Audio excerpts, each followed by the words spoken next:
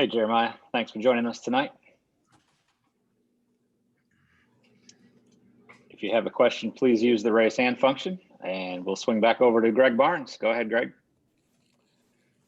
Hey, Jeremiah, I'll ask you the same question I just asked Chaz. Just if you could reflect back to that meeting the team had this summer about the COVID situation and moving forward. Yeah, just the leaders on the team just got together and pretty much said, like, if you're going to be going out partying, even going back home frequently to see family and going out to see friends, and like, really you don't need to be a part of this football team this year, because the old guys they're trying to play games. They're trying to play enough games and get enough game filmed on so they can boost their draft stocks. And yeah, we pretty much just came together and told each other, like, if you're going to hang out with anybody, just come together with the guys on the team. And we get tested every other day. We know who's positive. We know who's negative. Great. And this is probably the most complete game we've seen North Carolina play in a number of years. What finally clicked? I think it was the defense coming alive and coming out to play, and the offense coming out to play early on. It seems like all the time it's either the offense comes out ready to play or the defense comes out early to play early on in the game. And today, both the offense and the defense came out early to play. We showed it in the first half. Thanks. All right, over to Andrew Jones. Hey, Jeremiah, staying on that.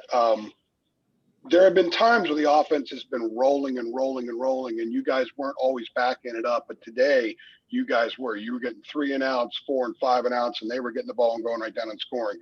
What's that like, knowing when you get a stop, you go to the sideline, they're going to score, and the lead just continues to mount and mount? Oh, that was great.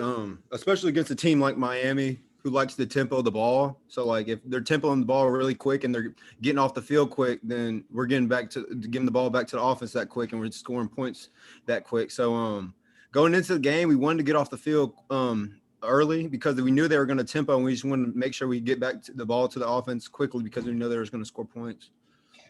Some of us asked some of the offensive players if they kind of sensed early on that it was going to be this kind of a game. On the other side for you guys, when you forced that field goal in their first possession, and Tyrone forced a throwaway by the quarterback, and you guys got to stop there, did you kind of get a sense that, you know what, maybe you guys could do that for quite a while as the offense built up a lead?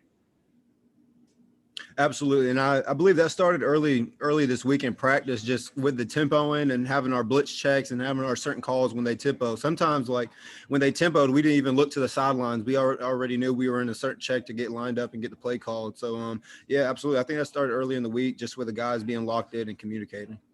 Thank you. Appreciate it. All right. Last one for Jeremiah comes from Adam Smith. Hey, Jeremiah, as a defensive guy, when you just see 2 running backs do what Mike and Javonte did, 300 yards for Mike, 236 for Javonte, just what are your thoughts when you see those type of numbers as a guy who's in charge of not letting those numbers happen?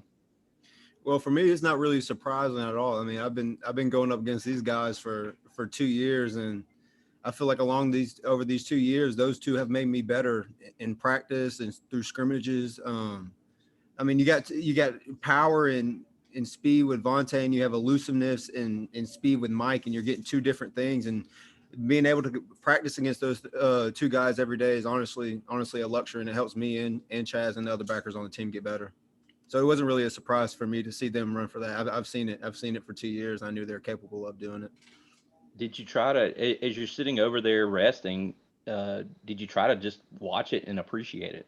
Oh, absolutely. Oh, yeah, absolutely.